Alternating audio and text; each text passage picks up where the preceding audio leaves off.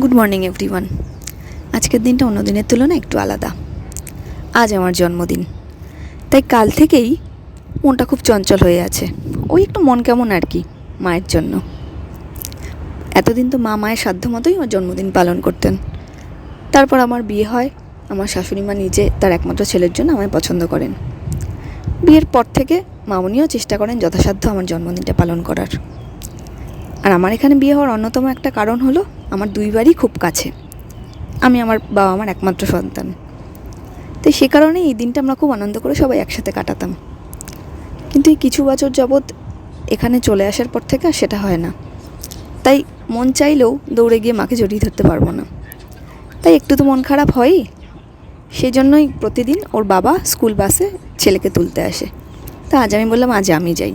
আর এই জায়গাটা আমার বাড়ির পেছন দিকে একদম খুব কাছে।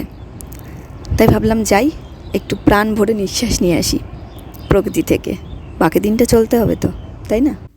পার্ক থেকে বাড়ি ফিরে কিছু কাজকর্ম সেরে দিনটা শুরু করলাম ঠাকুর পুজো দিয়ে। পার্ক থেকে ফেরার পথে একটু ফুল আর বাড়ির পাশে একটি ইন্ডিয়ান স্টোর আছে, সেখান থেকে একটু মিষ্টি নিয়ে এসেছিলাম। তাই দিয়েই পুজোটা সারলাম। জানো, আজ আসলে একটু ঘুরতে যাওয়ার ইচ্ছে ছিল, কিন্তু ওই যে রোদ্দুরের স্কুল, আবার স্কুলে আজ একটা এক্সাম আছে। আমার জন্মদিনের জন্য আবার নোটস লিখেছে, আবার ছবিও এঁকেছে মাকে সারপ্রাইজ দেবে বলে। আর বাবার সাথে সিক্রেট প্ল্যান করেছে। আসলে ইন্ডিয়াতে থাকলে হয়তো সিক্রেটটা রিভিল না হলেও হতো, কিন্তু এখানে সিক্রেটটা রিভিল না করে উপায় নেই আর। আর এবার আমি আর কুদাই একটু বেরিয়েছি, ওই একটু ঘোরাঘুরি আর কিছু কেনাকাটি।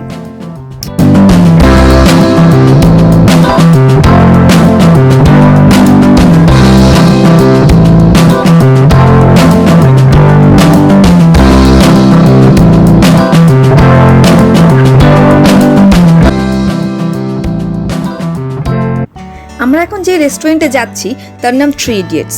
এখানে আমরা আগেও এসেছিলাম আমাদের বন্ধুর মেয়ে গুনগুনের বার্থডে সেলিব্রেট করতে।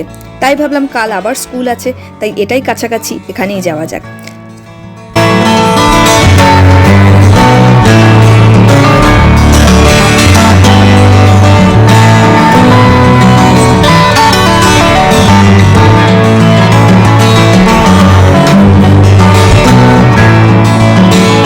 রেস্টুরেন্টটা খুব সুন্দর আর বেশ ছিমছাম। আমাদের যত আইকনিক বলিউড মুভি আছে তার পোস্টার দিয়ে একটা ওয়াল খুব সুন্দর করে ডেকোরেট করা। দেখতেই পাচ্ছ, রং দে বাসন্তী, ধরমবীর, দিওয়ার, শোলে, মেরা নাম, জোকার, সিতার, গীতা, ভাগ মিল্খা ভাগ আর 3 ইডিয়টসের পোস্টার তো আছেই। ওই যে ভাইরাসকেও কিন্তু দেখা যাচ্ছে। 3 ইডিয়টসের সেই বিখ্যাত অল ইজ ওয়েল, সেটা দিয়েও কিন্তু একটা ওয়াল ডেকোরেট করা।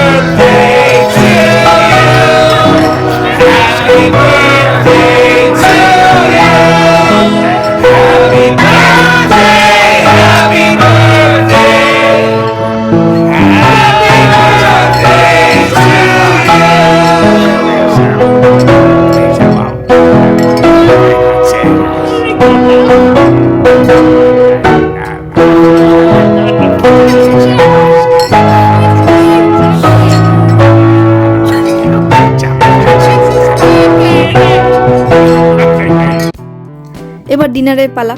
স্টার্টারে ছিল একটু সিজলার, রোদ্দুরের জন্য একটু পিস পোলাও আর বাটার চিকেন, আর আমাদের একটু মাটন বিরিয়ানি আর তার সাথে চিকেনের একটা সাইড ডিশ। বিরিয়ানি রোদ্দুর খুব ভালোবাসে, কিন্তু ওই যে একটু ঝাল হবে হয়তো, তাই যদি না খেতে পারে সেই জন্য ওর জন্য পিস পোলাও।